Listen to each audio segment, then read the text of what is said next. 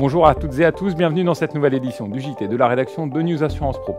Nous sommes le lundi 21 mai, voici les titres. Une nouvelle fois, ce JT sera consacré aux résultats avec la MAF qui signe une bonne année grâce à l'assurance vie. Nous ferons ensuite le point sur les résultats annuels de la MGEN, la plus importante mutuelle française. Enfin, nous écouterons Jean-Philippe Thierry revenir sur le bilan de l'année 2011 pour le secteur de l'assurance. La semaine passée, MAF Assurance était la première mutuelle du groupe Covéa à présenter ses résultats. L'année 2011 a été relativement bonne, notamment en assurance vie. Et le développement de 2012 s'oriente plutôt vers la santé. Un sujet préparé par Lorraine Raymondi. Avec un résultat net à 162 millions d'euros en légère progression, la MAF affiche un chiffre d'affaires en hausse de 5,3% à 4,2 milliards d'euros pour 2011. Une progression soutenue par l'activité vie dont la collecte franchit le cap du milliard en France et augmente de 14,7% quand l'ensemble du marché s'effondre de 14%. Un phénomène à contre-courant qui s'explique notamment par la jeunesse du portefeuille, inférieure à 8 ans. Du côté des activités historiques IARD, la progression de 2,4% suit celle du marché. À 1,5 milliard d'euros, l'activité auto reste la part la plus importante, en faible croissance néanmoins. C'est pourquoi la MAF s'est tournée vers les marchés plus porteurs de l'assurance de personnes depuis 4 ans, alors que la prévoyance et l'épargne progressent respectivement de 0,4 et 2,7%, la MAF subit un revers en santé puisque l'activité décroît de 0,7%.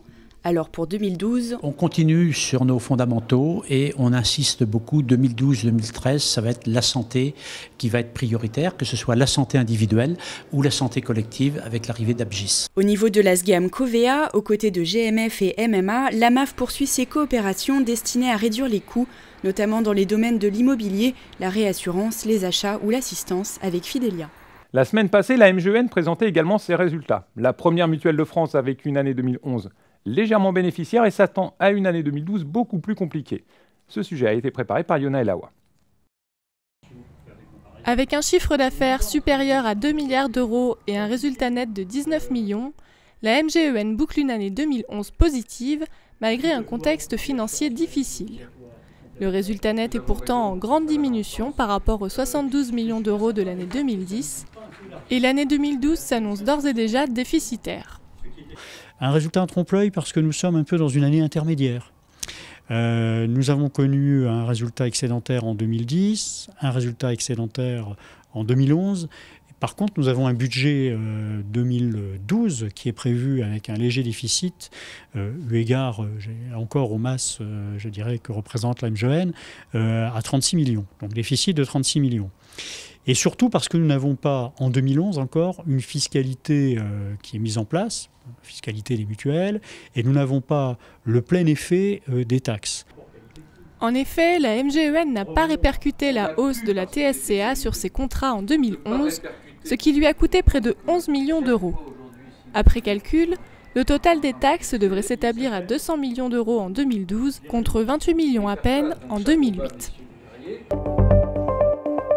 Lundi dernier, l'autorité de contrôle prudentiel, l'ACP, présentait son rapport annuel. Jean-Philippe Thierry, vice-président en charge de l'assurance, revient sur cette année 2011 de façon plutôt consensuelle. Les caractéristiques de cette année dans l'assurance, c'est à la fois des bons résultats techniques dans l'assurance dommages, un bon comportement de l'assurance santé et prévoyance, un recul de la collecte au dernier trimestre en assurance vie et bien sûr tous les problèmes liés aux dépréciations et au provisionnement dans les actifs qui ont fait que les résultats nets ont reculé. Les entreprises d'assurance, que ce soit compagnies et mutuelles, ont leur marge de solvabilité, c'est qui pour nous est le point central et essentiel. Toutes les semaines, nous suivons pour les principaux groupes d'assurance vie le niveau de collecte et le niveau de rachat pour comprendre ce qui se passe sur le marché. Donc ce sont des indicateurs simples qui nous permettent de comprendre. Au mois de février, la collecte était bonne, là elle est un peu moins bonne. Sachez qu'au premier trimestre, la collecte nette est en moindre recul qu'au cours du dernier trimestre de l'année dernière.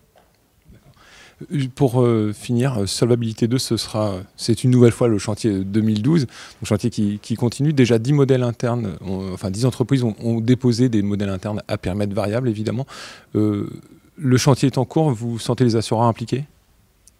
Écoutez, ils sont considérablement impliqués. Il y a ceux qui ont fait des précandidatures pour avoir leur propre modèle interne, mais tous les autres seront sur le modèle standard.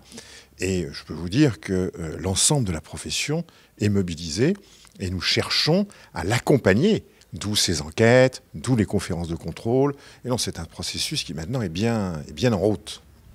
Voilà, c'est la fin de cette édition. Je vous rappelle que vous avez rendez-vous mercredi avec un nouvel épisode du JT des réseaux. D'ici là, passez toutes et tous une très bonne semaine et rendez-vous lundi prochain.